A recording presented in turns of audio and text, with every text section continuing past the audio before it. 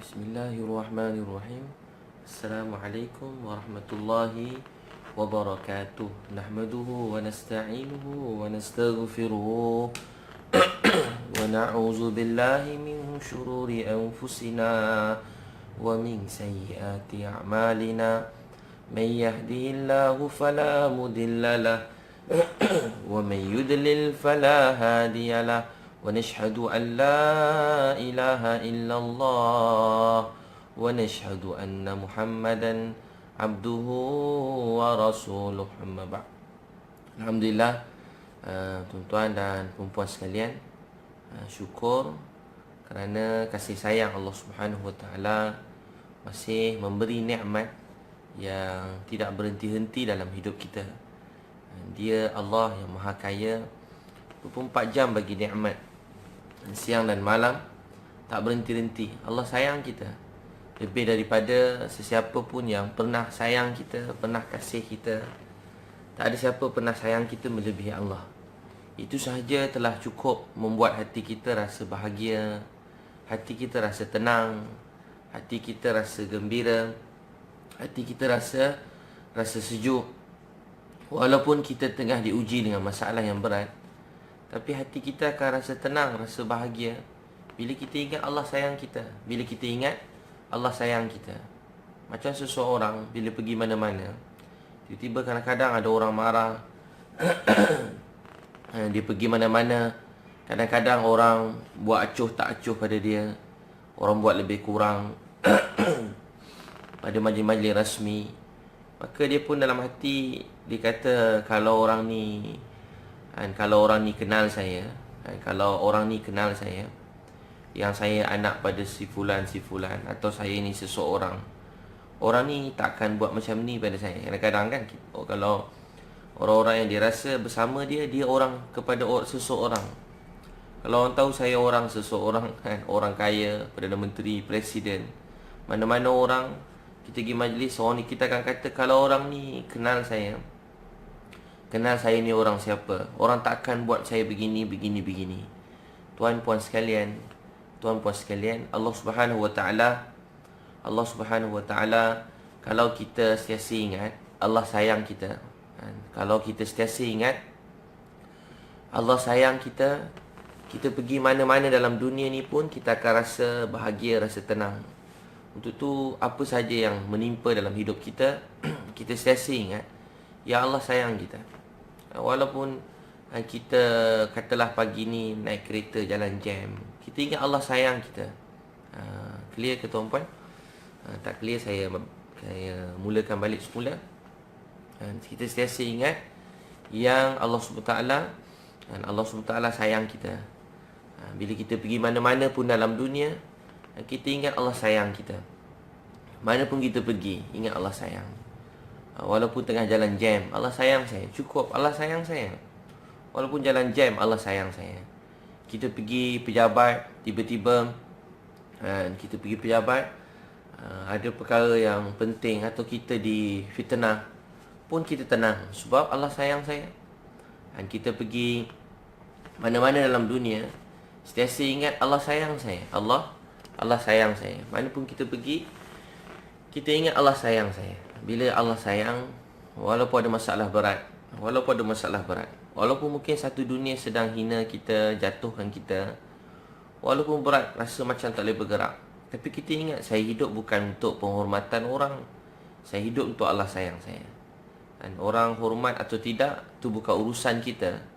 Orang suka atau tak, bukan urusan kita. Urusan kita supaya Allah sayang saya, supaya Allah sayang saya. Setiap langkah kita bergerak, kita pergi kerja, kita pergi pejabat, kita pergi mana pun, anak-anak pergi sekolah, daripada langkah pertama ingat Allah sayang saya. Itu saja telah membuat kita rasa cukup bahagia dalam hidup ni. Sebab hidup kita jadi letih, penat, lesu. Kita lalui hidup ni jadi letih, penat, lesu, sebab kita fikir apa orang kata pada saya. Bila kita fikir apa orang kata, kita jadi letih, jadi penat. Sebab orang yang kata kita pun, dia pun tak tahu lagi nasib hidup dia macam mana. Dia pun belum tenang sangat, belum bahagia. Macam mana dia nak beri bahagia pada saya, pada tuan-puan?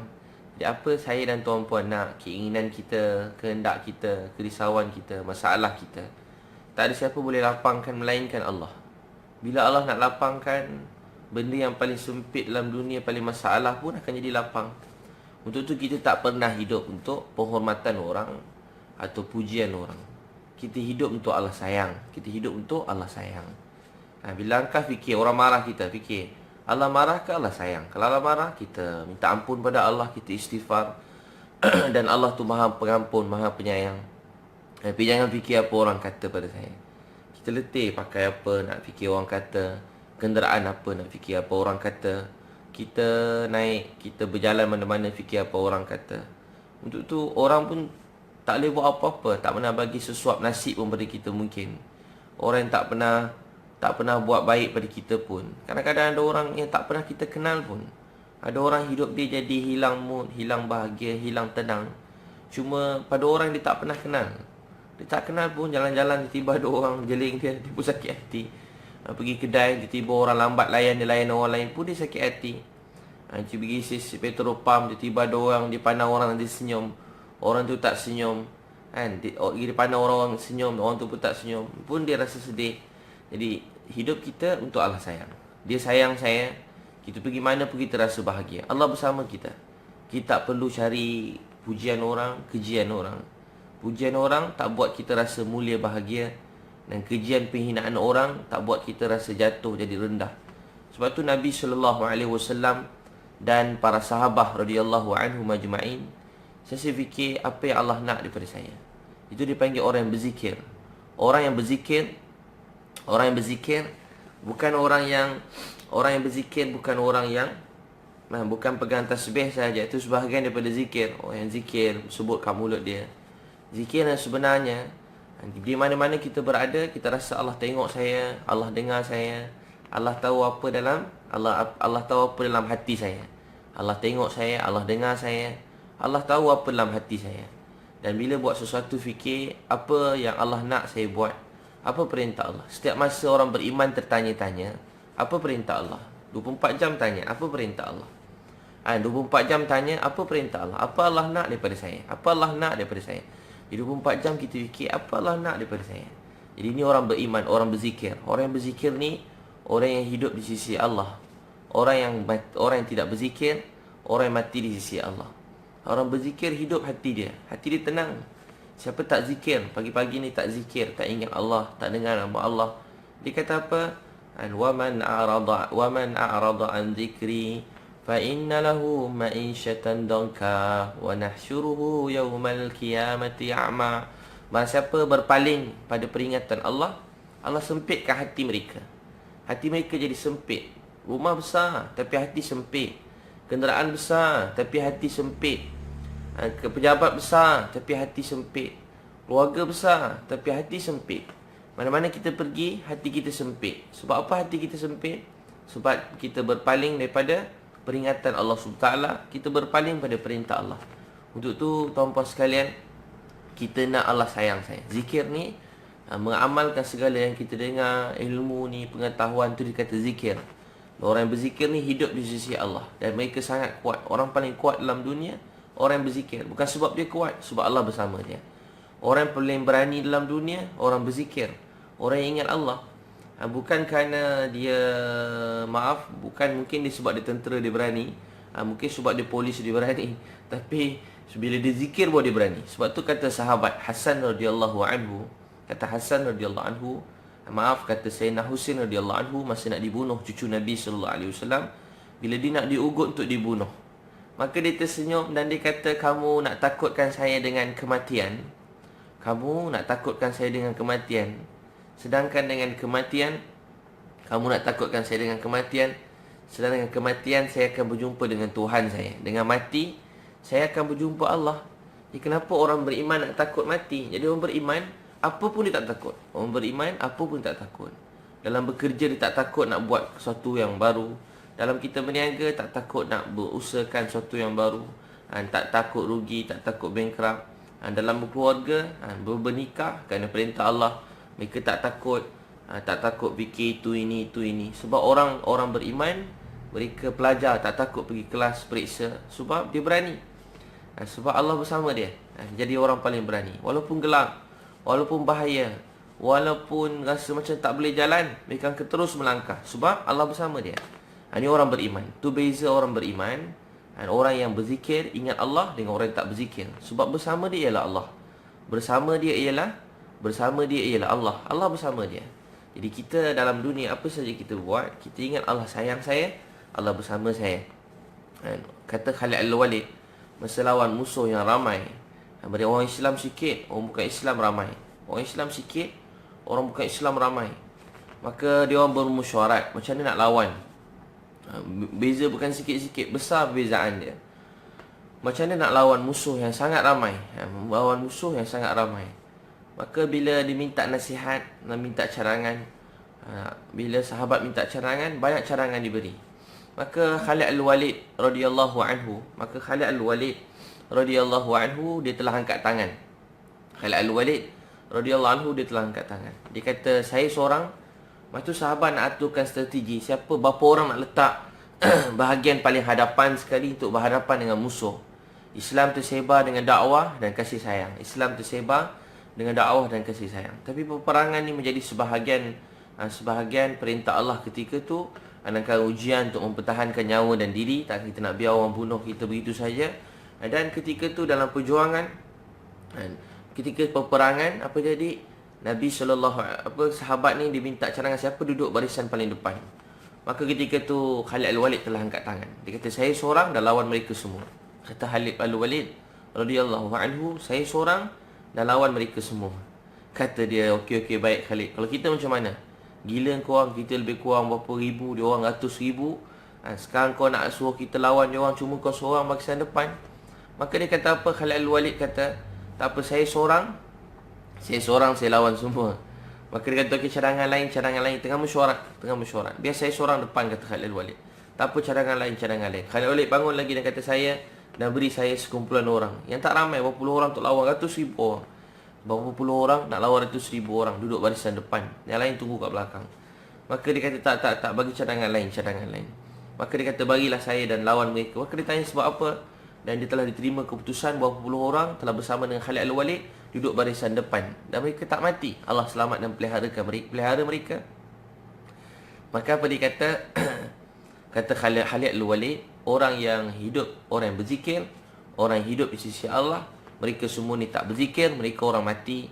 Kenapa kita perlu takut pada orang yang mati? Jadi orang berzikir, mereka hidup di sisi Allah. Orang yang berzikir, mereka hidup di sisi Allah. Orang yang tak berzikir, mereka mati di sisi Allah Subhanahu Wa Taala. Untuk tu kita kena berzikir. Dan zikir yang nombor satu, yang paling cara mendekat diri pada Allah Subhanahu Wa Taala ialah melalui pembacaan Al-Quran. Mengingati Allah ni, dia mengingati Allah, pertama baca Al-Quran.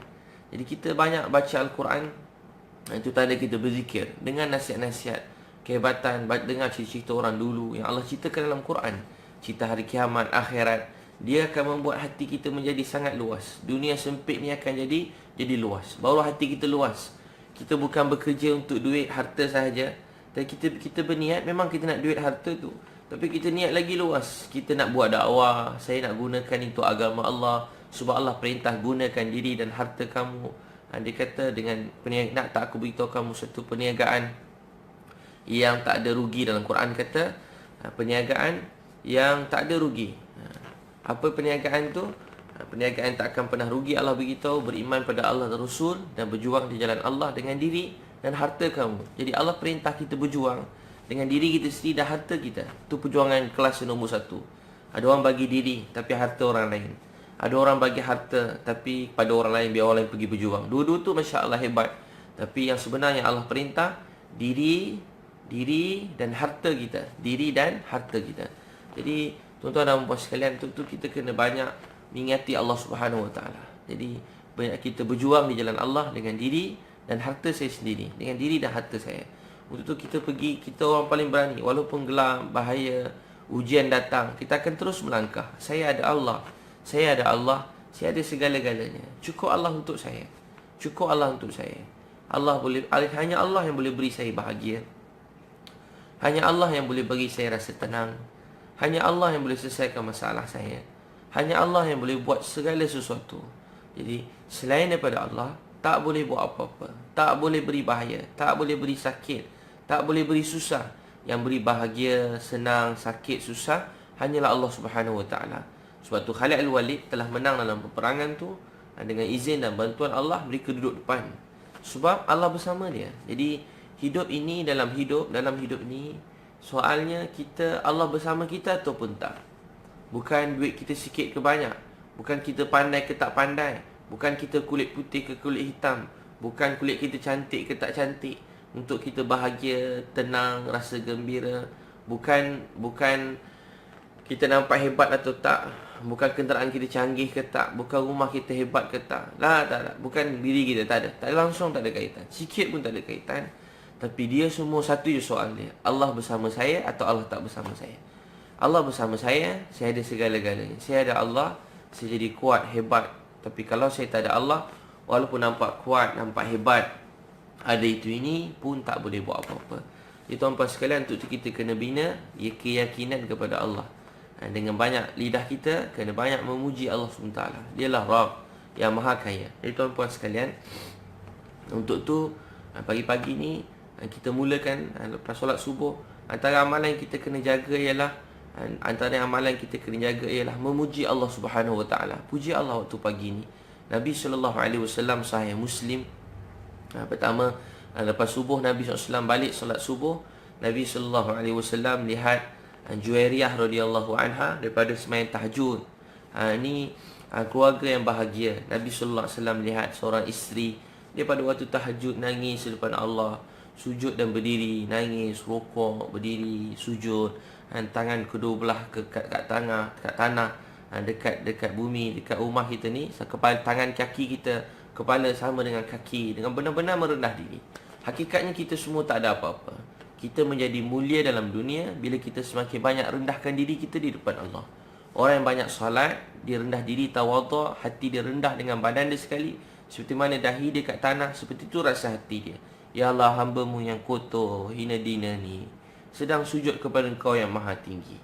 Masa kita berjalan, kita melompat, kita menjerit, kita berceramah, kita bekerja kuat, masa itu kita tak ada apa-apa lagi. Tapi saat kita tengah bersujud pada Allah, kita rasa kita tak ada apa-apa, kita hina, kita rendah, kita tak mampu. Ya Allah, saya memang tak ada apa. Ya Allah, saya memang tak ada apa. Saya bukan sesiapa.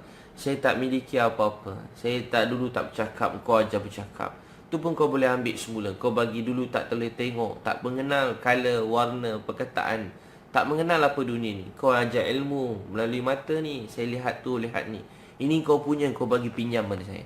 Jadi masa kita sujud pada Allah, kita rasa diri kita hina, rendah diri pada Allah, waktu tu kita ditinggikan, dimuliakan. Dan itulah kemuliaan yang sebenar-benar. Hebat mana pun satu orang, mungkin dia raja yang gagah, hebat, berkuasa dalam dunia. Mungkin dia satu orang yang paling kaya, paling hebat dalam dunia. Mungkin dia orang yang semua sanjung dan kita teringin nak jadi macam dia. Tapi kurangnya dia sujud pada Allah, dia telah menjadi sangat hina di pandangan Allah. Dan hakikatnya dia sebenar-benarnya hina. Mulia dan hina mudah saja. Formula dia mudah saja. Hina dan mulia ni, siapa yang benar-benar mulia? Orang yang dahi dia banyak sujud pada Allah, ni orang mulia. Dia sujud kepada pencipta yang maha kaya, yang maha hebat, maha mulia. Kita kalau bagi kita tengok satu orang budak ambil barang ke orang, dia ambil dengan kasar, dia pergi, kita akan orang yang biadab pada mak ayah. Orang tengok kadang-kadang ada video klip orang biadab pada mak ayah, orang buat orang rakam viral ke, orang buat buruk pada mak ayah, semua akan tak suka tengok. Bangsa mana, negara mana, orang biadab pada mak ayah, semua orang rasa benci. Sebab apa orang benci? Sebab orang tahu dia telah derhaka, tak bersyukur pada mak ayah dia. Tuan-puan sekalian, adakah derhaka yang lebih besar dalam dunia ni lebih daripada tidak sujud kepada Allah yang bagi rezeki? Adakah derhaka yang lebih besar dalam hidup ni daripada tidak menjadi hamba Allah yang baik? Dan adakah derhaka yang lebih besar dalam hidup ni lebih daripada kita tak sujud pada Allah? Macam mana orang macam ni dia nak urus sebuah keluarga? Macam orang macam ni nak tarik keberkatan dalam mengurus sebuah keluarga? Macam mana keberkatan nak datang dalam menguruskan sebuah masyarakat atau menguruskan sebuah negara kalau dia tak sujud pada Allah? Dia Allah yang jadikan. Kita bangun pagi, kita melangkah, kita tak pernah fikir bumi yang kita pijak dia akan runtuh. Bawa kereta risau jadi bayang nanti kalau jatuh tenggelam bumi belah depan ni, tak tahu, tak fikir macam tu. Tak ada orang jalan saya fikir yang hati-hati yang jaga, tiba-tiba tak ada orang pesan kat isteri. Paling-paling dia pesan jaga yang ada lubang, jaga lubang kalau berjalan. Bawa kereta jaga ada jalan licin. Kalau jalan licin pelan, jangan bawa laju-laju. Yang kita pesan kan. Tapi tak ada orang pesan jaga yang jalan tiba-tiba jaga tanah runtuh. Tak. Orang tak pesan tiba-tiba jalan, kita jalan tiba runtuh. Yakinnya kita pada bumi Allah jadikan. Orang selalu pesan paling kurang yang hati-hati bang, hati-hati bang. Jalan banyak rusak kawasan tu. Jalan apa? Jalan banyak rusak. Tapi orang tak kata jangan hati-hati yang jalan-jalan tiba-tiba Allah takdir bumi roboh ke bawah. Tak. Kita begitu yakin dengan pembinaan, penciptaan, dalam kata yang lebih tepat ialah apa yang Allah telah jadikan. Apa yang Allah telah jadikan. Tak pernah kita risau. Jalan tak pernah risau bumi tenggelam, jatuh. Kita tahu insya-Allah selamat. Kita bangun pagi, pernah tak orang fikir pagi ni? Tak ada tak tuan pergi minta kat luar buka tingkap. Kod-kod matahari pagi ni dah tak keluar. Ya Allah, yang matahari macam tak keluar. Ini kiamat dah. Matahari tak keluar-keluar, naik sebelah lain pula ni. Ada tak bangun pagi, tiba-tiba keluar rumah tengok kod-kod matahari dah tak keluar dah. Matahari dah tak keluar. Ataupun kau lambat keluar, beritahu sekejap lagi keluar. Ni pergi hujan, mendung, tak nampak, gelap. Tapi tak ada orang kata yang matahari tak keluar pagi ni. Yang matahari tak keluar. Kita begitu yakinnya setiap pagi matahari akan keluar. Dan bila maghrib kita tak pernah fikir matahari tak tenggelam. Kita yakin matahari akan tenggelam. Siapa yang jadikan matahari tadi? Siapa yang jadikan bumi tadi? Yang jadikan matahari yang sangat besar ni dan jadikan bumi yang tak kita semua tak larat nak ukur begitu luas. Seperti kita yakin pada matahari 6 bulan tadi, kita kena yakin pada yang jadikan matahari 6 bulan siapa dia? Allah. Kita kena yakin pada Allah lebih daripada itu lagi.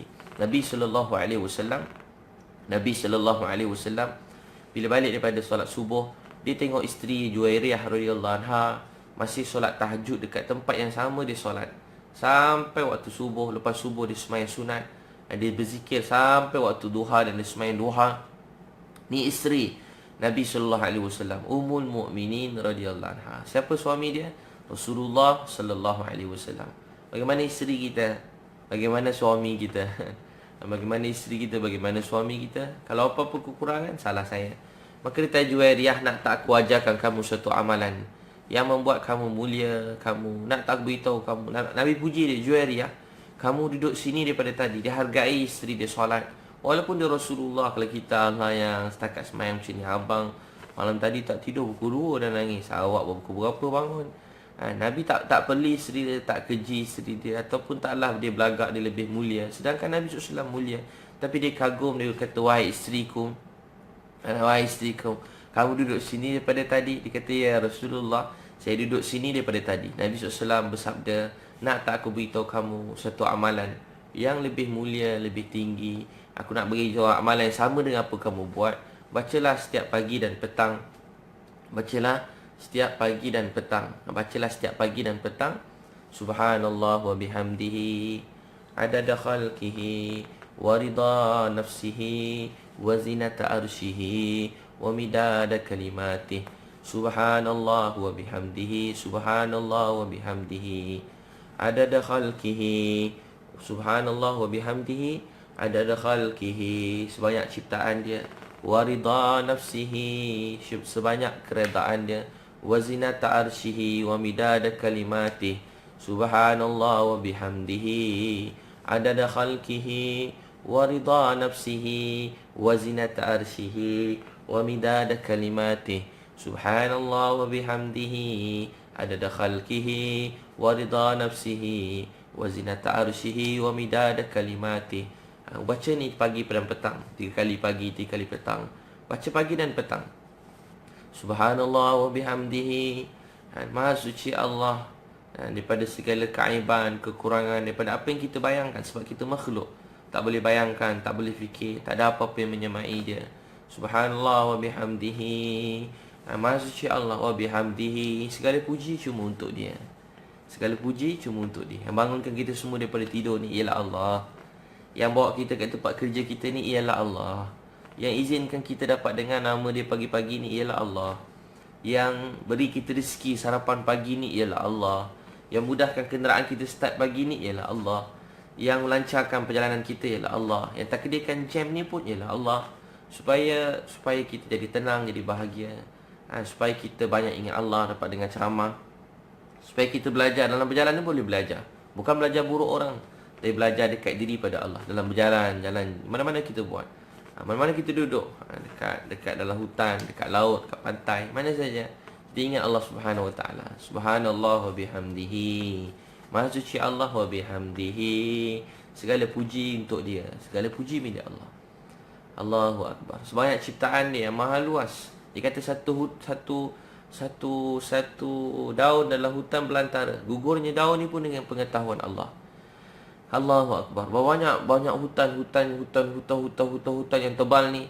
Setiap daun yang gugur semua dalam ilmu Allah. Allahu Akbar. Berterbangan daun tu, terbang daun tu, pam jatuh ke tanah dengan pengetahuan Allah.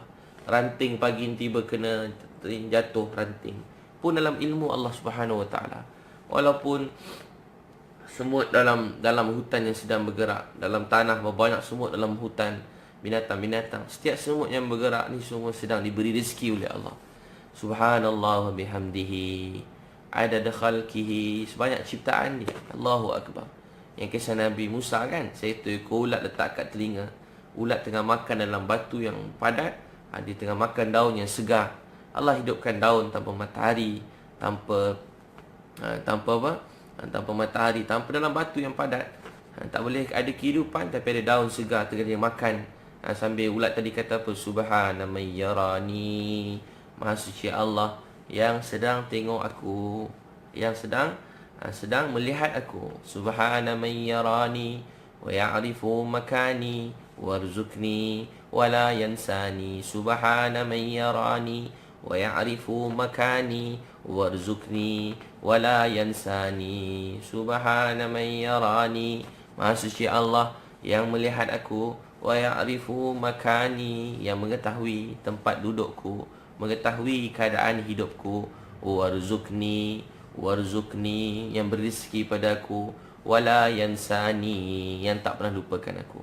Subhana man yarani wa ya'rifu makani warzuqni wala yansani. Maha suci Allah yang melihat aku, wa ya'rifu makani, yang mengetahui tempat tinggalku, mengetahui keadaan hatiku, keadaan hidupku, kesedihanku, kesusahanku, warzuqni, yang beri rezeki padaku, wala yansani, yang tak pernah lupakan aku, wala yansani, yang tak pernah lupakan aku. When you remember me, I remember you. When you forget me, I still remember you.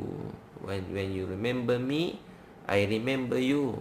When you forget me, I still remember you. Bila kita ingat Allah, Allah ingat kita. Bila kita lupa pada Allah, Allah tetap ingat pada kita. Bila kita ingat Allah, Allah ingat kita. Kita lupa pada Allah, Allah tetap ingat kita. Jadi tuan-tuan sekalian, setiap pagi petang baca Subhanallah wa bihamdihi, wahid Muslim. Subhanallah wa bihamdihi adada khalqihi wa ridha nafsihi wa zinata arshihi wa midada kalimatih. Subhanallah wa bihamdihi adada khalqihi wa ridha nafsihi wa zinata arshihi wa midada kalimatih. Yang tadi tu ustaz saya asal Afrika, disediakan ceramah selalu bergurau-gurau, pernah cerita kat tuan-puan. Tapi sampai satu perkataan mesti dia nangis. Dia nangis teresak-esak, dia nangis. Dia sebut ayat tadi. When you remember me, I remember you. When you forget me, I still remember you. When you remember me, I remember you. Bila kita ingat pada Allah, when you remember me, I remember you. When you forget me, I still remember you. Kita lupa Allah, Allah tetap ingat pada kita. Dia pun nangis. Jadi tuan-tuan dan puan-puan sekalian, untuk tu perkara yang kedua yang kita nak usahakan ialah pertama, kita sentiasa ingat Allah Subhanahu Taala. Jadi pagi dan petang jangan lupa baca doa ni. Pagi dan petang jangan tinggal doa ni. Doa apa? Ni satu orang riwayat Tirmizi, dia ada hutang banyak. Saya sudah nak kongsi supaya sampai semua amalkan. Saya sendiri pertama yang dapat kekuatan amalkan. Satu orang tanya hamba dia nak dibebaskan, dia nak bayar duit sejumlah wang supaya dia dibebaskan. Riwayat Tirmizi. Dia pun jumpa dengan Sayyidina Ali radhiyallahu anhu. Kata Sayyidina Ali, tolonglah saya, hutang saya banyak, saya tak boleh bayar ni. Saya nak bebas, hidup saya sempit. Bayangkan jadi hamba, nak jadi orang yang bebas. Tolonglah saya, cita-cita hamba waktu tu nak bebas. Bukan nak makan, nak bebas, hidup bebas. Nak rasa diri tu kita punya sendiri, bukan milik orang lain. Maka dia minta tolong Sayyidina Ali radhiyallahu anhu. Sayyidina Ali radhiyallahu anhu kata, nak tak aku kongsikan pada kamu? Tak patutkah aku kongsikan pada kamu? Tak patutkah aku share dengan kamu? Tak patutkah aku kongsi dengan kamu, share dengan kamu? Tak patutkah aku beritahu kamu? Satu doa yang Nabi SAW ajar, kalau kau baca setiap pagi dan petang, kalau kau baca, setiap kau baca doa ni, kata Sayyidina Ali, kau baca doa ni, Allah akan selesaikan hutang kamu. Allah akan selesaikan hutang kamu walaupun hutang kamu sebesar gunung Sir di Yaman. Walaupun hutang tu banyak, kata duit bertimbun macam gunung, pun Allah akan selesaikan. Dia pun tanya, beritahulah pada saya. Sayyidina Ali radhiyallahu anhu pun ajar doa setiap pagi, selalu baca doa. Ada ulama ajar selepas solat fardu, jangan tinggal doa ni. Allahumma akfini bihalalika an haramik wa aghnini bifadlika amman siwak. Allahumma akfini bihalalika an haramik wa aghnini bifadlika amman siwak. Ataupun Allahumma akfini bihalalika an haramik wa aghnini bifadlika amman siwak. Allahumma akfini bihalalika an haramik wa aghnini bifadlika amman siwak. Allahumma akfini, atau Allahumma akfini, ya Allah, cukupkan rezeki aku. Allahumma akfini bihalalika, kurniakan aku rezeki daripada sumber yang halal. Wa aghfini, Allahumma akfini bihalalika, rezeki yang halal. Wa Allahumma akfini bihalalika an haramik, dan jauhi aku daripada rezeki yang haram. Ya Allah, beri rezeki yang halal, kurniakan, anugerahkan, beri aku rezeki yang halal supaya aku tak ambil rezeki yang haram. Wa aghnini, ya Allah, kayakan aku. Ya Allah, wa aghnini, ya Allah, kayakan aku. Wa aghnini, wa aghnini, ya Allah, kayakan aku. Wa aghnini bifadlika amman siwak. Wa aghnini bifadlika amman siwak. Wa aghnini bifadlika amman siwak. Ya Allah, kayakan aku dengan kurniaanmu, dan kayakan aku dengan rezeki engkau. Wa aghnini bifadlika, dengan kurniaanmu, sehingga aku tak perlu minta-minta kepada selain daripadamu. Sebab sifat orang beriman, dia tak akan minta dan harap kepada selain daripada Allah. Hati dia, hidup dia hanya bergantung pada Allah, harap pada Allah. Macam itu kita bekerja. Orang yang dibantu oleh Allah, orang yang tak minta pada orang, tak harap pada orang. Hati, mulut minta dengan Allah, hati harap dengan Allah. Tidak ada lebih, dia harap lebih pada Allah. Kita kan kalau tengah berjalan, tiba terjumpa kita tengah sempit, susah, tiba jumpa kawan kita yang kaya, yang dulu sangat baik, membesar sama kita, banyak duit, kita mesti rasa dalam hati ataupun jadi orang besar, kita mesti teringin nak jumpa dia, minta tolong dia, minta nasihat, minta pertolongan. Sebab kita rasa kita ada kawan baik yang sangat kaya, bukan sikit-sikit punya kaya, sangat kaya dan sangat besar kuasa dia. Apa kita buat, kita akan rasa begitu begini, akan rasa ya Allah dah lapang masalah. Tengok muka dia pun dah tenang dah, sebab masalah dah selesai. Tuan-tuan sekalian, kita ada Allah, kita ada Allah yang faham masalah kita lebih pada kita faham masalah kita, yang kenal kita lebih daripada siapa-siapa pun. Untuk tu jangan kita minta selain daripada Allah. Jangan kita minta selain daripada Allah. Baca doa ni, Allahumma kfini bihalalika an haramik wa aghnini bifadlika amman siwak. Ni doa sebelum pergi kerja, sebelum pergi pejabat. Minta Allah beri rezeki sebelum berniaga, kan? Sebelum berniaga, kan? Allahumma kfini bihalalika an haramik wa aghnini bifadlika amman siwak. Allahumma kfini bihalalika an haramik wa aghnini bifadlika amman siwak. Kedua, hadis riwayat Abu Daud, Abu Darda radhiyallahu anhu, Abu Umamah radhiyallahu anhu, hadis riwayat Abu Daud. Abu Umamah, dia tengah duduk masjid, ada masalah pergi masjid. Orang dulu macam tu, ada masalah pergi masjid buat solat sunat.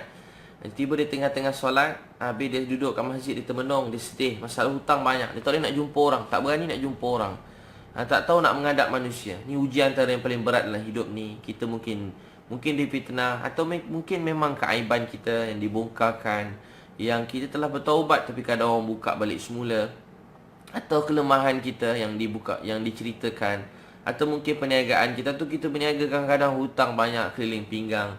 Abu Umamah radhiyallahu anhu ada masalah berat, dia tak boleh nak jumpa orang. Kita kalau ada masalah, tak payah jumpa orang dulu, masalah berat. Kena apa-apa yang berat-berat tak tertanggung, malu nak ngadap orang, tak payah menghadap. Apa kita buat? Kita dekat diri pada Allah. Kita dekat diri pada Allah Subhanahu Wa Taala. Banyak semain taubat, istighfar. Kita ada Allah. Allah sayang kita. Dia Maha Kaya. Cukup Allah untuk sayang. Maka apa dia duduk kat situ? Abu Umamah duduk masjid. Nabi sallallahu alaihi wasallam kata, wahai Abu Umamah, nak tak aku kongsikan kamu satu amalan. Dia cerita, Rasulullah, saya hutang banyak, saya tak nak jumpa orang. Nabi sallallahu alaihi wasallam kata, aku nak ajar kamu satu amalan. Ni amalan ni Allah akan selesaikan hutang kamu, masalah hidup kamu, kesempitan kamu, keresahan kamu. Doa ni kepenindasan orang, semua Allah selesaikan, termasuk dalam doa. Ni doa Nabi sallallahu alaihi wasallam. Penindasan orang, kejian orang, cengkaman musuh, cengkaman orang lain, atau apa saja. Perasaan takut, perasaan malas, perasaan jadi malas, dia bangun pagi malas, dia nak pergi kerja. Ada juga orang macam tu. Hidup je malas, dia nak tidur je. Tak bersemangat, pergi kerja tak semangat. Kerja ni perintah Allah, berusaha. Berdakwah tak semangat. Di dakwah muka pun macam tak apa ada mood je kan. Jumpa orang pun tak nak. Jumpa orang pun tak nak. Tak sungguh, tak semangat nak cakap kebaikan. Ataupun tak semangat nak didik anak-anak. Tak semangat nak pergi hantar anak sekolah. Tak semangat nak lalui hidup ni. Ada ujian yang berat, tak semangat nak selesaikan apa yang menimpa kita. Maka apa Nabi sallallahu alaihi wasallam ajak Abu Umamah, dia ada hutang yang banyak dan takut menghadap manusia. Nabi SAW ajar satu doa. Nabi ajar baca 3 kali pagi dan 3 kali petang. Hadis Abu Daud. Dan amalkan doa ni, Allah akan selesaikan hutang, Allah akan selesaikan masalah malas, Allah akan selesaikan masalah penakut, Allah akan selesaikan masalah cengkaman musuh, penindasan orang. Baca Allahumma inni a'udzubika minal hammi wal hazan wa a'udzubika minal azzi wal kasal wa a'udzubika minal jubn wal bukh wa a'udzubika min ghalabati daini wa qahri rijal. Baca doa tu, Allahumma inni a'udzubika minal hammi wal hazan wa a'udzubika minal azzi wal kasal wa a'udzubika minal jubn wal bukh wa a'udzubika min ghalabati daini wa qahri rijal. Pas main kita baca kan, jadi imam ke, Allahumma inna na'udzubika minal hammi wal hazan wa na'udzubika minal azzi wal kasal wa na'udzubika minal jubn wal bukh wa na'udzubika min ghalabati daini wa qahri rijal. Allahumma inni a'udzubika minal hammi wal hazan wa a'udzubika minal azzi wal kasal wa a'udzubika minal jubn wal bukh wa a'udzubika min ghalabati daini wa qahri rijal. Baca doa ni 3 kali pagi, 3 kali petang. 3 kali pagi, 3 kali petang. Saya letak dalam buku doa saya yang kuning tu. Siapa tuan-puan dah ada buku tu, ataupun dalam mutakab hadis ni pun ada. Dalam mutakab hadis ni ada cerita hadis doa-doa yang saya cerita tadi, dengan hadis-hadis dia tulis riwayat semua sekali. Tuan-puan baca doa tu. Baca doa tu 3 kali pagi dan petang. Kata Abu Umamah radhiyallahu anhu, kata Abu Umamah, aku amalkan dalam masa seminggu, tak sampai seminggu, Allah selesaikan masalah hutang aku. Dalam masa sekejap, berapa tempoh ni, sekejap je dia kata Allah selesaikan masalah, berapa hari je Allah telah selesaikan masalah hutang dia. Jadi doa pagi dan petang jangan tinggal. Bukan kita nak dunia, tapi kita nak supaya dunia ni tak menjadi beban untuk kita. Fikir dunia siang malam. Termenung juga duit tak ada, fikir siang malam. Hutang banyak, jadi serabut kepala kita sampai rasa macam Allahu Akbar. Letih fikir dunia. Tengah semayang berfikir dunia lagi, tengah baca Quran berfikir dunia lagi. 24 jam fikir dunia. Dunia tak ada pun. Kalau ada dunia fikir, satu hal juga. Banyak sangat dunia nak kena kira. Dunia pun kadang-kadang tak ada. Kalau banyak kira, tak, itu pun dah teruk juga. Tapi lagi teruk, dunia tu tak ada pun. Dunia tu tak ada pun, tapi jadi pening siang malam, 24 jam fikir. Jadi amalkan doa-doa ni. Mudah-mudahan Allah SWT akan selesaikan semua masalah hutang kita. Allah akan selesaikan semua masalah hutang. Dia baca doa tu, Allahumma inni, 2 doa pagi dan petang. Ajar keluarga, anak-anak jangan tinggal doa ni. Pertama, Allahumma gfini bihalalika an haramik wa aghnini bifadlika amman siwak. Doa kedua, Allahumma inni a'udzubika minal hammi wal hazan wa a'udzubika minal azzi wal kasal wa a'udzubika min ghalabati. Allahumma inni a'udzubika minal hammi wal hazan wa a'udzubika minal azzi wal kasal wa a'udzubika minal jubn wal bukh wa a'udzubika min ghalabati daini wa qahri rijal. Tuan-tuan boleh cek doa tu, baca doa tu, amalkan. Kemudian yang seterusnya, tuan-puan sekalian, buku tu tuan-puan, buku doa kuning mutakab hadis tu, kalau tuan-puan nak boleh WhatsApp, nanti dia orang postkan. 013 2984 984 013 2984 984 013 2984 984. Dan tuan-tuan dan puan sekalian, dan seterusnya jaga solat duha. Bila kita jaga solat duha, Allah jaga kita. Jaga solat duha. Duha ni dia bukan yang saya paling seronok sekali duha ni, saya dengar satu hadis Nabi sallallahu alaihi wasallam. Satu hadis Nabi sallallahu alaihi wasallam. Hadis tu kata hadis Sahih Muslim ada, hadis yang satu lagi riwayat lain pun ada. Dia ceritakan dalam diri manusia ada 360 sendi. Hadis yang lain dia kata ada banyak sendi, dan untuk tu kata hadis ni, untuk setiap sendi dan nikmat yang Allah beri pada kita, hendaklah kamu bersyukur atau berzikir atas setiap sendi. Dalam kata lain, makanan kita punya roh kita perlu makanan. Ada orang badan sihat, kuat, tapi roh mati. Bila roh mati, hati pun malap. Bila hati malap, hidup kita jadi tak tenang, tak bahagia. Hidup jadi resah. Dia kata dua, badan kan kalau tak makan lemah. Terlambat sarapan, ada orang gastrik, tak makan pagi, tengah hari makan, lepas tu rasa kepala pening, kecuali niat puasa lah. Itu pun dia kena ada sahur. Jadi pening kan, sebab tak makan. Bayangkan kalau roh tak makan, tak bangun subuh, tak amalkan zikir, tak buat apa-apa tanda bersyukur, jadi benda yang patut datang tak datang, yang ada pun jadi hilang. Yang datang tak datang, yang ada pun hilang. Nabi SAW kata, untuk tu berterima kasih atas setiap nikmat yang Allah beri pada kamu. Berterima kasih pada Allah. Berterima kasih pada Allah. Dia yang beri semua. Kita kan terlupa kan, sampai tempat kerja lupa nak beritahu siapa yang sampaikan kat tempat kerja ni, Allah. Tak cakap pun terima kasih Allah sampaikan tempat kerja. Dapat apa-apa anugerah, tak cakap pun ya Allah terima kasih sebab bagi berjaya. Dalam hati kadang-kadang perasan diri sendiri berjaya. Perasan diri sendiri berjaya. Terlupa. Lupa diri sekejap. Tengah jalan, tiba-tiba terlupa. Sampai dengan ceramah dapat dengan nama Allah, terlupa cakap terima kasih Allah sebab dengan nama Engkau. Kadang dengan nama Allah pun merungut. Nama Allah, ceritalah lain nama Allah. Ada orang dengan nama Allah pun marah. Selalu kan kita jumpa Allah. Ceritalah lain dengan nama Allah, cepat-cepat terus cabut lari kan. Dengan nama Allah terus pusing muka ke arah lain. Allahu Akbar. Dengan nama Allah tak kurang rasa nikmat. Sepatutnya dengan nama Allah makin cinta, makin sayang. Nama Allah yang jaga kita, bukan sebab orang cakap tu. Kita juga orang budak-budak anak cakap tentang Allah, suka dengar, pusing badan dengar dia cakap. Walaupun budak-budak kecil, walaupun orang gila baju buruk cakap pasal Allah, betul dia cakap, kita dengar. Walaupun yang cakap tu orang nampak tak meyakinkan, tapi dia tengah sebut pasal Allah, kita dengar. Kita suka dengar sebab dia cakap pasal Allah. Dia puji Allah, agungkan Allah. Allah yang bagi kita, jaga kita. Kita kalau bercinta, kita jalan, lalu kat negeri dia, lalu kat kawasan rumah dia pun, kita kata dah nampak atap pun kita dah rasa berdebar dah. Lalu tengok atap pun dah berdebar. Tak usah tengok atap, tengok jalan tu kat mana tuan-puan kan, nampak tol pun dah bahagia dah. Nampak ni pun dah bahagia dah. Macam Kais Amiri dengan Laila Majnun kan, rasa bahagia. Jadi sama juga apa tadi saya nak cerita.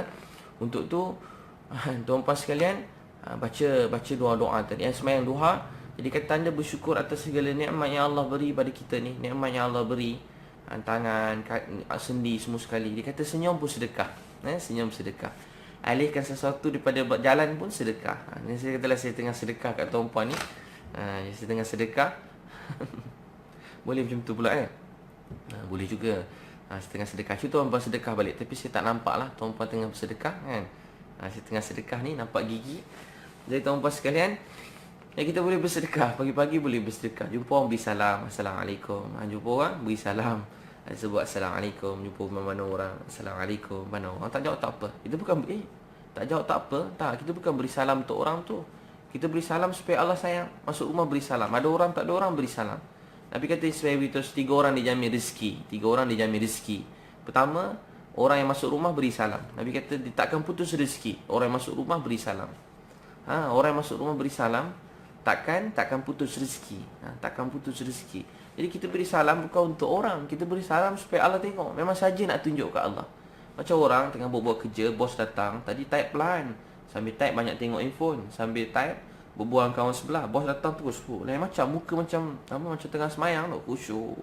Type pun laju, kan kerja pun buat sibuk. Sebab ada orang tengok. Sebab bos tengok kalau tak buat kerja, lagi bos mengamuk je lagi. Tuan-puan sekalian, sama juga. Kita buat baik, buat untuk bos tak dapat apa-apa. Sebab bos tak boleh bagi apa, yang bagi semua Allah. Jadi kalau buat untuk Allah, kita bahagia. Rajin kerja sebab Allah tengok. Bos ada ke tak, bos tak ada, saya buat untuk Allah sayang saya. Saya nak resi saya berkat halal. Saya tak nak ada seringgit pun duit haram. Kita buat baik. Dekat apa-apa dalam mesyuarat, orang semua umpat, kita sabar mulut kita. Kawan-kawan semua tengah meeting tu, semua dah mulut macam-macam dah. Semua tengah mengumpat. Mengumpat ni bukan dengan suara je, dengan muka pun boleh mengumpat. Dapat dosa mengumpat buat muka kita. Orang masuk je kita buat muka kan. Ataupun dia kira dosa mengumpat. Ataupun dia masuk, kita tunjuk kawan. Kita buat macam tu kan. Tu tunjuk kawan kan. Tunjuk kat orang. Suruh kata tunjuk kan. Tu semua dosa mengumpat dah. Buat gitu kan. Buat muka apa-apalah. Atau orang masuk lah, nak kita dah masuk dah orang kita tak suka. Dan semua tu dapat dosa mengumpat. Allahu Akbar. Senang kan nak habiskan pahala. Nak buat baik penat, sepanjang malam kena tahajud, kena nangis. Nak habiskan pahala ni senang je. Nak habiskan pahala ni senang je. Mengumpat orang terus habis pahala. Allahu Akbar. Mengumpat. Mengumpat yang dibenarkan cuma kalau kita nak bangunkan dia. Contoh HR, nak bangunkan staff datang lambat, boleh bincang dengan HR je ataupun dengan bos je, bincang untuk selesaikan. Tapi bukan hina, kenapa dia ni teruk sangat, tak gerti-gerti, berubah. Tu semua pun dah masuk dari kategori mengumpat. Tapi kalau cerita kat pejabat ramai, bincang kenapa dia mengumpat, kenapa dia datang lambat, tu pun kira mengumpat. Tu pun dikira mengumpat. Polis boleh mengumpat dengan kawan dia orang, nampak orang manjat rumah orang. Dia kata, orang manjat rumah orang. Dia kena macam tu. Mengumpat macam tu dibenarkan. Dia tak ada pula kata astaghfirullah, insya-Allah di rumah dia tu kunci tertinggal. Tak boleh. Dia kena mengumpat juga. Tengok tu manjat rumah orang boleh. Ataupun orang tu memang dia datang kat sini, dia nak bunuh semua orang. Dia akan nak tipu duit semua orang. Kita pun terpaksa kata, suruh dia berhenti, dia tak nak berhenti juga daripada tipu orang. Kita kena hati-hati, dia nak tipu orang tau. Kita beritahu pada orang tertentu. Jadi tuan-tuan sekalian, selebihnya untuk ubah orang yang paling baik, banyak nangis pada Allah. Dan tegurlah orang seperti mana kita suka untuk kita ditegur. Yang ni kita suka kita dipermalukan. Macam tu kita nasihat pada orang lain. Jadi tuan-tuan sekalian, tanda bersyukuri semua nikmat yang Allah beri pada kita. Apa dia kita kena buat? Dia kata zikir, tolong orang, senyum, sedekah, alihkan sesuatu daripada jalan sedekah. Tapi dia kata apa yang antara sedekah? Ialah kita sembahyang sunat duha 2 rakaat. Kata Nabi SAW, hadis Sahih Muslim, 2 rakaat duha memadai. 2 rakaat duha memadai tanda berterima kasih atau bersyukur atas semua sendi yang Allah beri pada kita. Hadis kata atas 360 sendi dalam badan kita ni, semua sekali anggota badan ni, semua nikmat ni Allah beri. Allah beri tanda bersyukur. Kita sembahyang sunat duha 2 rakaat. Kita sembahyang sunat duha 2 rakaat. Jadi kita kena buat duha paling pemalas, paling teruk tapi sebenarnya paling mulia. Paling malas, paling teruk tapi paling mulia. Paling malas, paling teruk tapi paling mulia, paling hebat dah. Apa dia? Buat 2 rakaat solat sunat duha. Ambil uduk buat 2 rakaat kan. Kat mana-mana, dekat jalan raya buat berhenti tepi jalan sembahyang sunat duha. Sembahyang sunat duha. Tengah dekat pejabat 2 rakaat duha. Kat sebelah tempat duduk tak payah pergi surau, sebelah tempat duduk je, tengok kiblat kan. Tengok kiblat, buat sebelah cepat-cepat je, tak payah buat lama-lama. Jangan sembahyang sampai 2 jam pula. 2 minit je baca Fatihah, kuliah Fatihah, qul huwallah. Kita tengah kerja kan. Pertamanya kalau kita kerja dengan orang, boleh buat 2 rakaat sampai 2 minit. Kita anas pun dekat setengah jam. Tapi cepat-cepat. Jangan kalau orang datang tengok kita 2 rakaat duha. Tengah atas bot pun, tengah kerja nelayan atas bot kan, buat 2 rakaat duha. Allahu Akbar. Buat 2 rakaat duha. Jadi kat mana-mana kita duduk, kita buat 2 rakaat duha. 2 rakaat duha ni tanda bersyukur atas nikmat yang Allah beri kepada kita. Allahu Akbar. 2 rakaat duha dalam hadis Nabi dikata tanda bersyukur atas segala nikmat yang Allah beri pada kita. Jangan malas buat 2 rakaat duha. Orang yang bersyukur, Allah tambahkan nikmat. La in syakartum la azidannakum wa la in kafartum inna azabi lasyadid. Siapa bersyukur, Allah tambah nikmat. Siapa kufur, Allah beri azab yang pedih. Sebab tu 2 rakaat duha, bila kita syukur, Allah akan buka jalan rezeki, jalan kebaikan. Dalam satu hadis Nabi SAW, dia kata jangan malas. Kata Nabi, jangan malas mengerjakan 4 rakaat sunat di awal hari. Dia kata, ulama kata solat sunat isyraq di awal hari 4 rakaat, ataupun solat sunat duha. Ulama kata solat sunat duha. Dalam mazhab Syafi'i ini dia tak ada solat sunat isyraq. Tak ada solat sunat isyraq. Mazhab Syafi'i dia tak cerita pun solat sunat isyraq, dia solat sunat duha. Boleh. Mana-mana tuan-puan nak buat solat sunat isyraq ke solat sunat duha, dia lebih kurang 28 minit selepas syuruk. Duha pun dikira insya-Allah 2 rakaat. 2 rakaat beri salam, buat 2 rakaat, dikata 4 rakaat. Dalam hadis Nabi SAW yang lain, dia siapa buat 2 rakaat duha, Allah ampunkan dosa dia walaupun sebanyak buih dalam laut. Ya Allah Tuhan, kita yang buat dosa, Allah bagi jalan untuk kita minta ampun. Lepas tu kita kelang kabut tanya, Ya Allah, macam mana supaya saya diampunkan? Berilah saya jalan. Apa saya boleh buat, kita buat salah ke orang, apa saya boleh buat supaya saya dimaafkan, supaya saya diampunkan, supaya saya dimaafkan.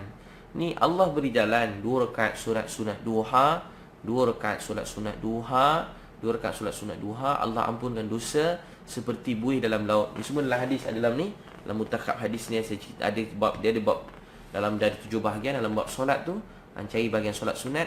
Jadi cerita solat sunat duha, solat sunat banyak lain lah, solat sunat tahajud. 2 rakaat duha. Pertama, kenapa kita kena buat? Sebab kita nak terima kasih pada Allah atas semua sendi nikmat yang Allah beri pada kita. Kata Nabi, setiap anggota ni tanda kita berterima kasih dan sebagai makanan untuk rohani kita, jiwa kita. Ada orang-orang soleh, kadang-kadang badan dah lemah, dah tua, tapi dia boleh buat sembahyang sunat sampai puluh rakaat, sampai ada buat ratus rakaat. 2 rakaat duha, mereka boleh buat amalan baca Quran sampai khatam. Imam Syafi'i rahmatullah alaih, sampai hujung usia beliau masih khatam di waktu siang. Waktu bulan Ramadan dia khatam sekali, malam dia khatam sekali. Bulan Ramadan, bulan biasa, dia khatam setiap hari, khatam sekali. Imam Syafi'i rahmatullah alaih setiap hari khatam sekali, khatam Quran sekali. Kalau kita macam mana? Ada ulama kata Quran paling cepat pun boleh khatam mesti lebih daripada 3 hari. Ada setengah ulama kata. Tapi Imam Syafi'i rahmatullah alaih dia khatam Quran sekali, dia khatam setiap hari sekali khatam Quran. Allahu Akbar. Kita boleh khatam setiap sehari sekali. Jadi paling kurang kita khatam sebulan sekali. Satu hari 1 juz. Maulana Umar Palampuri kata ni antara amalan umat hari ni yang sangat mudah dan di tengah-tengah. Apa dia? Baca 1 hari 1 juz. Dia tak banyak, dia bukan besar, hebat tak. 1 hari 1 juz Quran. Lebih kurang lepas setiap solat fardu buka 2 line. Kalau habis sampai malam 5 kali lebih kurang, kita dapat 10 line. Jadi habis 1 juz. Habis 1 juz, lebih kurang 2 line. Setiap lepas solat fardu buka 2 line, khatam Quran. Siapa buka Quran, sebenarnya dia sedang mendapat ilmu. Dia telah hubungkan ilmu dia yang sangat sedikit. Itu pun Allah beri, tak ada ukuran. Mungkin setitik air pada lautan. Ulama kata apa yang kita miliki semua, bukan pengetahuan kita semua dalam dunia, dia cuma macam setitik air daripada lautan yang luas. Ilmu kita banyak tu je. Yang luas tu ialah ilmu Allah Subhanahu Wa Taala. Untuk tu orang yang untuk tu kita buat solat sunat duha. Solat sunat duha, tanda kita orang Imam Syafi'i waktu siang dia khatam sekali, malam khatam sekali bulan Ramadan. Bulan biasa setiap hari khatam sekali. Jadi kita berapa kali khatam? Paling kurang sebulan sekali. Jadi tuan-puan sekalian, dia kata 2 rakaat duha. 2 rakaat duha pertama kita buat untuk Allah sayang, sebagai makanan roh kita. Baru roh kita jadi kuat, baru roh kita menjadi kebaikan, baru roh kita jadi rahmat untuk orang lain, jadi kebaikan untuk orang lain. Yang kedua, kita buat solat sunat duha untuk Allah sayang saya, untuk terima kasih pada Allah, untuk bersyukur pada Allah, untuk cakap terima kasih ya Allah, Nabi engkau bagi jalan mudah, untuk terima kasih pada Allah, buat 2 rakaat duha. Yang kedua, kelebihan duha 2 rakaat tadi, siapa buat solat sunat duha 2 rakaat, Allah ampunkan dosa dia, walaupun dosa dia macam buih dalam laut. Allah ampunkan dosa dia walaupun macam dosa dia sebanyak buih dalam laut. Yang ketiga apa dia? Ketiga, solat sunat duha, dia kata siapa buat 2 rakaat ni dia beritahu kelebihan duha. Yang ketiga, hadis semua dalam mutlak hadis tu. Kemudian yang ketiga, siapa buat 2 rakaat duha, Allah SWT akan keluarkan nama dia daripada orang yang lalai.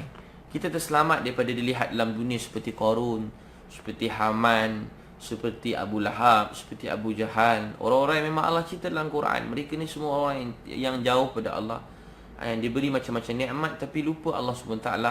Jadi kita nak supaya kita termasuk di kalangan orang lalai. Kita takut kalau kita di kalangan orang lalai, kalau kita berdoa tidak dipandang. Kalau kita mulakan sesuatu, bila kita berdoa, Allah kata, malaikat kata, suara ni kami jarang dengar. Bila kita terdesak, kita minta dengan Allah, malaikat akan kata, suara ni kami jarang dengar. Sebab orang lalai, suara ni kami jarang dengar. Tapi orang yang jaga solat sunat duha ni, bila mereka berdoa, malaikat akan kata, ni suara yang kami selalu dengar. Setiap pagi dia bersyukur atau 360 sendi yang Allah beri pada dia. Ni suara kami biasa dengar, ni suara kami biasa dengar, suara ni kami biasa dengar. Jangan tinggal solat sunat duha. Pertama dia kata, hadis yang ketiga tadi, hadis yang sama, Allah jauhkan daripada, Allah keluarkan nama dia daripada orang yang lalai. Keluarkan nama dia daripada orang yang lalai. Kemudian siapa buat 4 rakaat duha, Allah masukkan dia di kalangan orang-orang yang beribadah, ahli ibadah. Allah masukkan nama di kalangan ahli ibadah. Di kalangan ahli ibadah. Orang dulu abid sampai zaman Nabi Musa dulu kalau berzikir, sampai berzikir tu sampai akar pokok lilik. Orang dulu berzikir macam tu. Sebab tu bila Nabi Musa beritahu ada satu umur beratus tahun, meninggal anak dia, beratus berapa umur dia, 100 tahun. Umur 100 tahun, dia beritahu 500, umur dia tua dah, beritahu kat Nabi Musa. Nabi Musa dia nangis. Kenapa nangis si makcik? Anak makcik meninggal, umur baru berapa ratus tahun. Umur katalah saya tak ingatlah berapa. Katalah umur, dia kata umur anak makcik baru 300 tahun dah meninggal. Baru 300 tahun dah meninggal. Allahu Akbar. Nabi Musa kata siapa anak makcik 300 tahun dah meninggal. Kita kalau 300 tahun tu dah tua bangka dah kan. Dah tak ada dah 300 tahun. Mana ada umur 300 tahun. Tapi dia kata, Nabi Musa kata ada satu umat nanti, umur dia lebih kurang 60-70 tahun je. Kata makcik tu, kalau makcik hidup zaman tu, makcik semayang je kerja. Makcik semayang je kerja. Nabi Musa kata, tapi umat tu paling mulia. Di zaman tu lah akan ada bangunan yang tinggi, yang hebat-hebat. Allahu Akbar. Jadi tuan-tuan sekalian, apa dia? Buat 4 rakaat, terkeluar daripada nama orang yang lalai. Siapa buat 6 rakaat duha, 6 rakaat, 2 rakaat beri salam, 2 rakaat beri salam, 2 rakaat beri salam. Boleh baca rakaat pertama Fatihah wa duha, boleh baca qul huwallah atau ayat kursi wa duha atau qul huwallah. Mana-mana surah boleh baca. Atau hafal juz Quran baca masya-Allah, tahniah syabas. Jadi dikata apa? Apa tadi? Siapa buat 4 rakaat, Allah keluarkan daripada orang, masuk dari kalangan ahli ibadah. Siapa buat 6 rakaat duha, siapa buat 6 rakaat duha. Ni saya tengah cerita hadis yang ketiga. Siapa buat 6 rakaat duha, Allah akan selesaikan masalah dia di dunia dan akhirat. Siapa buat 6 rakaat duha, Allah akan selesaikan seluruh masalah di dunia dan akhirat. Hadis tu juga dikata Allah SWT, Ayan Umi panggil. Siapa buat 6 rakaat duha, siapa buat 6 rakaat duha, Allah akan selesaikan masalah di dunia dan akhirat. Siapa buat 6 rakaat duha, Allah akan tunaikan hajat di dunia dan akhirat. Selesai masalah, dan Allah tunai semua hajat tuan-puan dunia akhirat. Sebab tu banyak orang-orang yang ada masalah-masalah yang berat. Bila saya selalu beritahu, antara saya kongsikan amalan, setiap hari buat 6 rakaat duha, 8 rakaat duha. Saya kata 6, 8 rakaat duha. Biasa mereka buat 6 atau 8. Siapa buat ni, siapa belum ada jodoh, Allah mudahkan. Siapa kerja susah, Allah mudahkan. Siapa kesempit hidup, Allah lapangkan. Siapa ada masalah-masalah yang buat 8 rakaat ni tenang. Kawan saya hilang motor, waktu duha ni dibuat sampai 12 rakaat. Lepas dia buat 12, jumpa balik motor. Sahabat saya naik teksi, hilang duit banyak ni, nak pergi jauh ni. Buat dakwah sampai luar negara, Colombia dakwah. Tiba duit semua tinggal dalam beg. Bayangkan duit orang pun ada katnya, dalam tu banyak. Teksi buat hilang. Bawa tinggal teksi pun tak ingat teksi mana. Semayang dulu. Sebelum pergi, orang semua sibuk kontak-kontak, dia semayang duha. Buat laju jugalah, taklah lama sangat. Buat sampai 8 rakaat. 8 rakaat je, teksi datang balik, hantar kat masjid. Teksi hantar kat masjid, duit penuh dalam beg. Siapa uruskan? Allah yang uruskan. Buat 6 rakaat duha, 8 rakaat. Kita nak ni, kita tuju orang sana, cari apa kabel ni, cari kabel. Allah makin berat. Cari kabel makin kecewa makin besar. Sebab kabel pun bahajat. Hidup dia pun manusia ni, lagi kaya lagi bahajat, lagi besar lagi bahajat. Jadi sama je manusia. Bahajat atau tidak bergantung kepada yakin dan takwa ni. Jadi dia bahajat, dia nak beri pada kita, dia akan kurang. Lagi besar orang, maaf, kalau tanpa iman, dia akan jadi lagi kedekut. Duit banyak tapi kedekut. Itu memberi bukan tunggu kaya, memberi daripada miskin. Senyum masih miskin, tolong orang masih miskin. Kalau kaya mudah-mudahan tak kedekut. Sebab lagi banyak lagi kedekut. Sebab tu jadi macam Qarun. Nak bayar zakat mula kira-kira, tangan menggeletar nak keluar zakat. Sebab dia saya cari, saya penat. Betul, memang jadi macam tu. Siang malam kita kerja, sekarang tiba nak bagi zakat, nak tolong orang susah, bagi orang miskin. Kita akan rasa beban, rasa berat. Sebab tu kata ulama, kau nak memberi daripada susah, daripada miskin, belajar memberi. Katalah kita rasa RM1 tu mudah, tapi RM5 susah, RM2 tu susah. Jadi kita mula tambah sikit korban, bagi RM2. Tekan sikit perasaan, bagi RM2. Kita ikhlas RM1. Maksudnya RM1 memang bukan ikhlas, tak payah fikir boleh bagi orang RM1. Contoh, Jadi bagi kita RM1 tu kecil, tapi RM2 tu besar. Apa kita bagi? RM2 tu besar. Jadi kita bagi RM1.50 bagi sedekah ke orang contohnya. Bagi kita besarkan sikit, gandakan sikit. Kita besarkan sikit, nanti Allah pun akan tambah. Dalam hadis, tak habis lagi cerita duha tadi. Saya kongsi dengan tuan-puan 4 amalan kan. Saya dah kongsi 2, yang ketiga duha yang ketiga. Jadi tuan-puan sekalian, siapa buat 6 rakaat duha, Allah selesaikan masalah di dunia dan akhirat. Dunia dan akhirat. Kawan saya tak ada jodoh, semain duha, semain tunggu zuhur. Lepas zuhur, nampak makwa, kejar terus sampai ke rumah beritahu kat ayah, terus kahwin sampai sekarang bahagia. Sampai sekarang bahagia. Laju cerita tu kan, sampai sekarang bahagia. Cepat tak dapat, lagi cepat daripada semain duha kita tadi. Duha. Saya ajak kongsi tuan-puan. Dulu-dulu kan, saya kerja dunia training, motivasi. Tiba-tiba kita present sana, present sini tak dapat. Tapi bila buat 8 rakaat, yang ni cancel, Allah beri yang lain. Yang ni cancel, Allah beri yang lain. Dapat program team building syarikat ni, nak buat banyak, nak buat 6 siri contoh. Saya pun buat, alhamdulillah, segala puji bagi Allah. Allah yang buat. Dulu tiba-tiba contoh TV panggil, saya buat training kan, TV panggil. Kita tak pernah minta, sebab saya belajar tak boleh minta dengan orang, tak boleh cakap dengan orang. Kalau tanya masuk TV, insya-Allah gitu je. Tapi tak adalah SMS orang nak masuk TV ke, tak adalah. Kawan-kawan kata nak ke pergi jumpa, jumpa tidaklah, ada rezeki ada. Kita akan usaha jalan biasa-biasa je. Jalan orang lain lalu, macam tu kita lalu. Kita tak pergi jalan pelik-pelik kan. Jalan lepas tu apa kita buat? Buat 2 rakaat duha. Bila lepas doa, tengah-tengah duha tu tengok handphone dah berbunyi. Dia selalu tengah duha, handphone dah berbunyi dah. Tek bunyi dah, bunyi mesej masuk. Lepas tu tak dengar lah bunyi tu, tapi khusyuk pun kurang juga. Dia punya handphone masuk. Dia tengok, ni program ni. Macam-macam program masuk. Jadi tuan-tuan sekalian, untuk tu Allah buat semua. Dia maha kaya. Buat 6 rakaat, Allah akan selesaikan semua masalah dunia akhirat. Allah tunai segala hajat. Siapa buat 8 rakaat duha, dia masuk dari kalangan orang qanitin, orang yang ahli qanitin, orang yang taat. Orang yang taat ni ialah Nabi SAW dan para sahabat. Jadi kata ulama, sahabat-sahabat dulu, mereka selalu sembahyang sunat duha 8 rakaat. Banyak sahabat-sahabat sembahyang sunat duha 2 pun boleh. Nabi pun buat, sahabat buat. Pernah buat semua tu 2, 4, 6, 8. Tapi banyak sahabat mereka buat 8 rakaat duha. Sebab tu Nabi SAW kalau pernah diriwayatkan, pernah waktu malam Nabi Allah takdirkan, sekali tu dia tinggal tahajud, Nabi SAW telah gantikan bagi Nabi. Sekali Allah takdirkan, Allah yang tidurkan Nabi supaya nak ceritakan, Nabi SAW ganti di waktu siang tahajud tu dan waktu duha. Jadi tuan-tuan sekalian, dia buat 8 rakaat. Jadi 8 rakaat duha ni kita kena buat. Siapa buat 8 rakaat, dia masuk di kalangan orang qanitin. Tuan-puan, saya cadangkan, boleh cadangkan ke? Buat 8 rakaat duha. Buat 8 rakaat duha, Allah akan selesaikan semua masalah kita dunia akhirat. Jangan malas buat 8 rakaat. Kalau tengah malas sangat, buat 2, buat 4. Kalau tengah rajin, buat 8. Kalau ada masa, buat 8. Tak payah lama-lama. Sedang-sedang je sembahyang tu. Tenang, khusyuk, tak tergesa-gesa, tapi tak payah panjang sangat, buat 8 rakaat duha. Buat 8 rakaat duha. Allah akan selesaikan semua masalah dunia akhirat.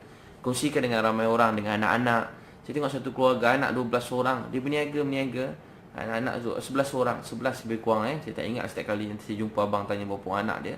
Tiba Umi dia kata duha. Tengah-tengah saya duduk bincang-bincang bisnes ni, training, motivasi. Saya buat motivasi memang. Kalau saya tak buat pun, saya fikir orang lain kenapa Ustaz buat training, motivasi. Yang cas-cas ni, saya beritahu tuan-puan, memang semua syarikat dalam Malaysia ni daripada dulu buat training motivasi. Ada peruntukan tu buat training, buat motivasi, buat team building. Daripada dulu lagi, dah lama dah. Ada peruntukan. Kalau kilang tu ada berapa persen, memang tak boleh keluarkan duit tu cuma kecuali untuk training. Memang ada kena potong.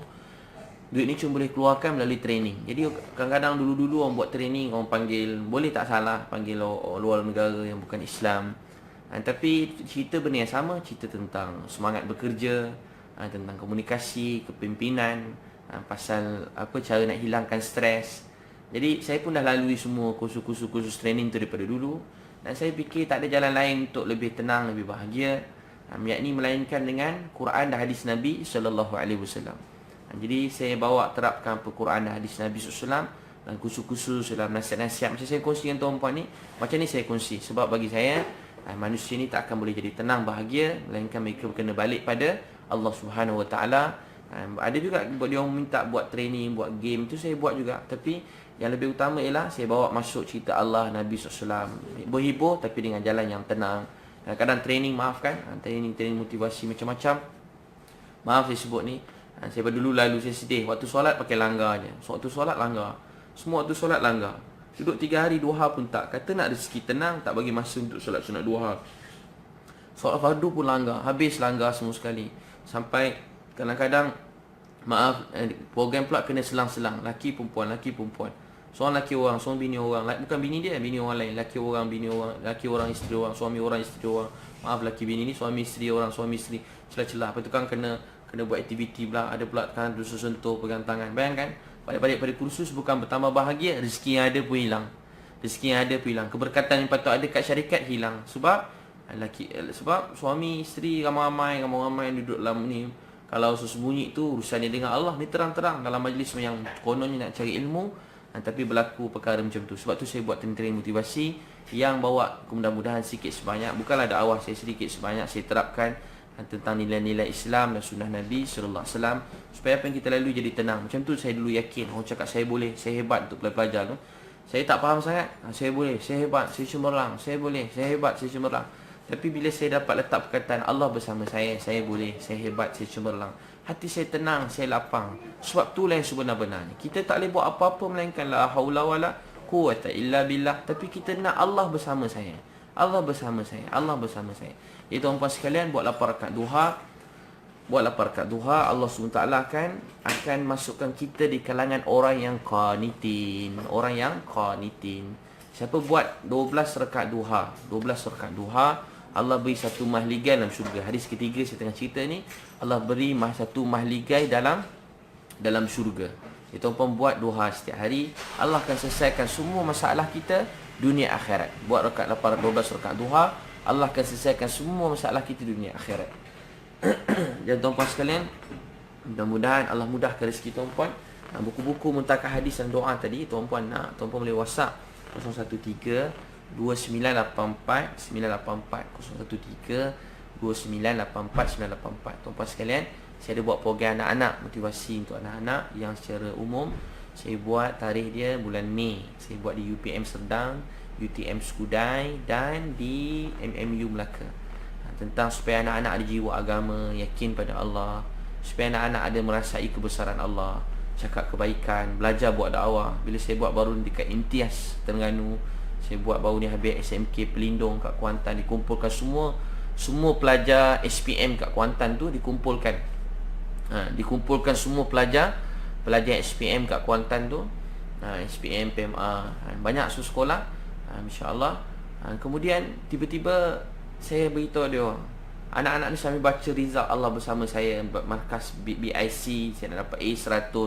Ada yang nangis-nangis baca. Tak ada, saya bukan buat muhasabah program lain ada juga lepas tu.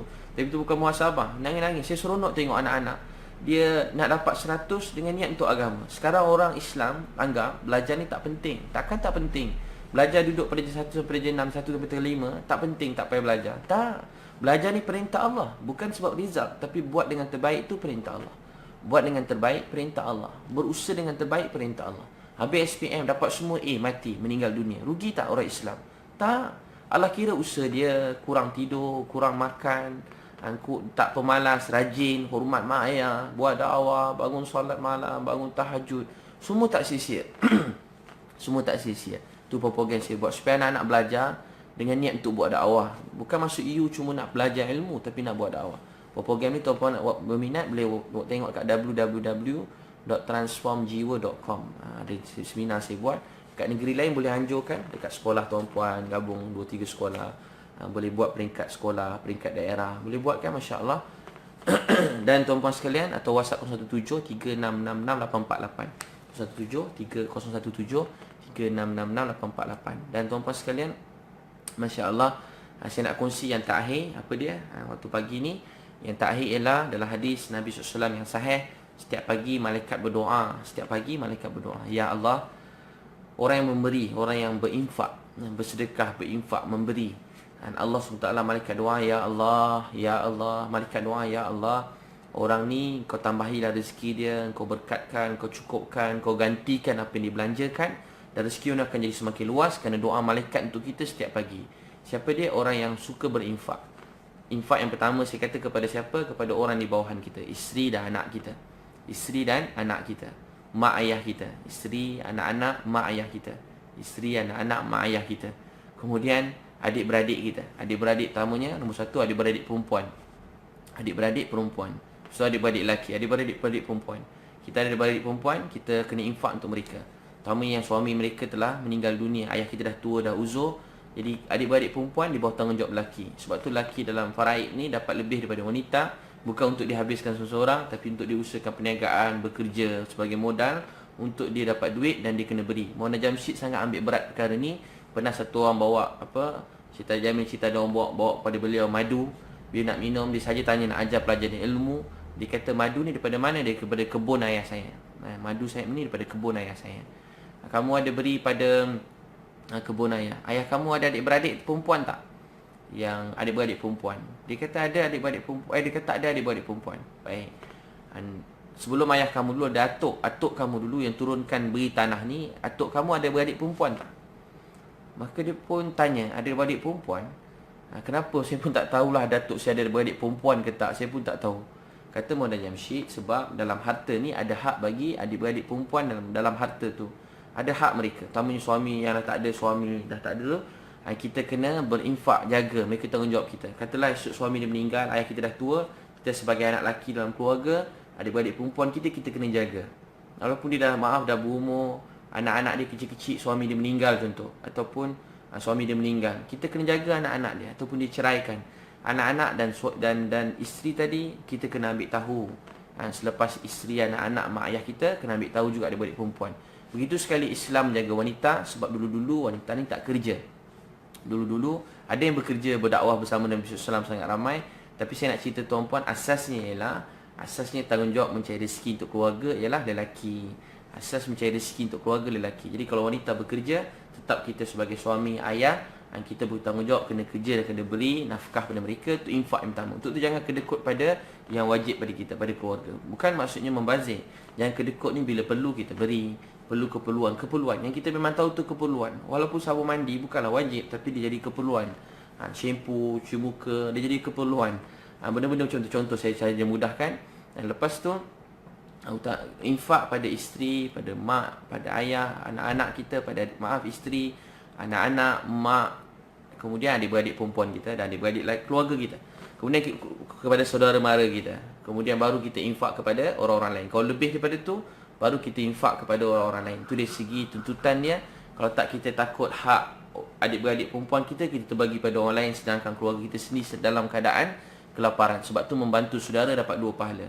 Satu merapat hubungan silaturahim, satu dapat pahala infak. Jadi malaikat doa, ya Allah tambahilah, cukupkan, gantikan rezeki orang yang berinfak di jalan Allah. Itu semua termasuk di jalan Allah. Orang yang berinfak di jalan Allah Subhanahu Wa Taala, orang yang berinfak di jalan Allah, tambahkan, cukupkan. Malaikat doa setiap pagi. Hadis yang sahih, setiap pagi riwayat Bukhari, setiap pagi malaikat doa. Kemudian malaikat ni doa juga, ya Allah sempitkan, susahkan, orang kata hancurkan, habiskan harta orang-orang yang kedekut. Orang-orang yang kedekut ni hidup dia makin sempit, makin susah, makin payah.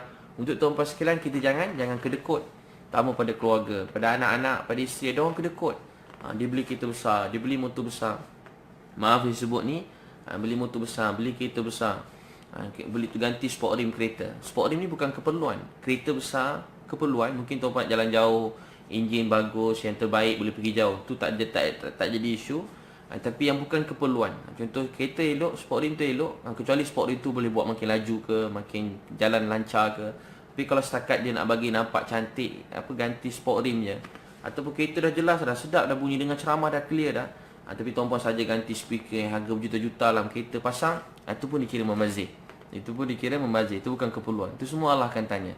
Dalam kita punya sport rim tadi tu, maaf, ada hak orang miskin, ada hak anak yatim, ada hak orang susah, ada hak orang itu ini. Jadi tuan-puan sekalian, tuan-puan beli kereta mahal tak salah, sebab mungkin enjin dia bagus, mungkin agaknya enjin bagus, tuan beli kereta baik supaya tuan-puan ada duit lebih, supaya tuan boleh pergi jauh dengan mudah, buat dakwah mana-mana. Beli helikopter pun tak salah, beli kapal terbang pun tak salah. Mungkin tuan perlu masa, banyak orang nak dengar ceramah tuan-puan, atau tuan-puan mungkin diperlukan mana-mana, tak ada masalah. Tapi salah bila benda-benda yang tak perlu langsung dalam hidup ni. Yang tak perlu langsung, tak perlu. Benda-benda yang macam aksesori bukan-bukan, yang kita tambah-tambah.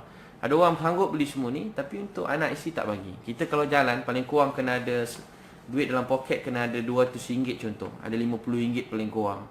Tapi isteri kita biar berjalan, dalam poket dia cuma ada duit shilling-shilling. Terlebih-terlebih kat rumah, duit shilling je bagi. Ya Allah. Duit shilling je bagi isteri berjalan. Tuan-tuan sekalian, tapi betul, bila urus rumah tangga kan, isteri kita beli-beli barang, ya Allah, banyak orang punya beli kan. Dia kata, yang habis dah duit, dia pun sedih. Duit tu dia tak pakai pun, dia beli pampers, dia beli susu. Lain lah kalau kita dah belikan siap-siap, pampers, susu kan. Lama-lama makan hati isteri. Yang duit dah habis, baru bagi dah habis. Beli susu, beli pampers, beli apa lagi? Beli sabun je suruh kita beli laki kalau kita beli sabun. Kalau saya beli, ya Allah, semua saya ambil sebab tak tahu sabun mana satu. Nanti sekali pergi beli baik warak ni, dia belikan semua sekali. Dia tengok silap semua sekali, salah pula sabun kan. Salah pula sabun, ya Allah Tuhan. Sabun boleh salah nak cepat-cepat. Pampers selalu ambil pergi kedai biasa senang kan. Pergi kedai-kedai kecil. Tiba pergi pasar raya besar tengok pampers, salah juga beli pampers. Biasa pakai pen, tiba-tiba tak pakai yang pen tu, pakai yang biasa. Dah kelang kabut anak semua kan. Kena baring balik semula kan. Ya Allah, kena pasang pampers. Salah lah tak pakai. Jadi tuan-tuan sekalian, untuk tu malaikat dalam Bukhari berdoa, ya Allah, untuk orang ni tambahkan rezeki dia.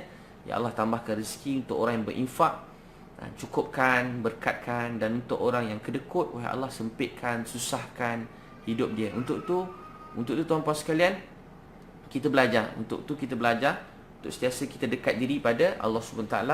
Ya tuan-tuan, insya-Allah, itulah amalan-amalan saya kongsikan. Jadi amalkan sama-sama. Boleh insya-Allah tuan-tuan, kita ada program nanti bulan Mei di UPM Serdang, UTM Skudai dan di MMU Melaka. Tuan-tuan boleh tengok website www.transformjiwa.com www.transformjiwa.com atau WhatsApp 07 pagi ni boleh daftar. 0173666848. Program 1 hari 8 pagi 5 petang. Dan untuk buku-buku tadi tuan-tuan boleh WhatsApp 0132984984. Saya juga tengah buat program jelajah-jelajah sekolah. Tuan-puan jemput sama-sama, nak jemput boleh WhatsApp 0736666848 insya-Allah. Saya ini tugas jaga anak ini. Mudah-mudahan sambil-sambil dengar ceramah tuan-puan. Anak saya dah bangun dah tu. Mudah-mudahan yang baby setahun lebih. Mudah-mudahan Allah terima. Maaf tuan-puan sekalian. Kita jumpa lagi. Wabillahi taufiq wal hidayah. Wassalamualaikum warahmatullahi wabarakatuh. Terima kasih semua.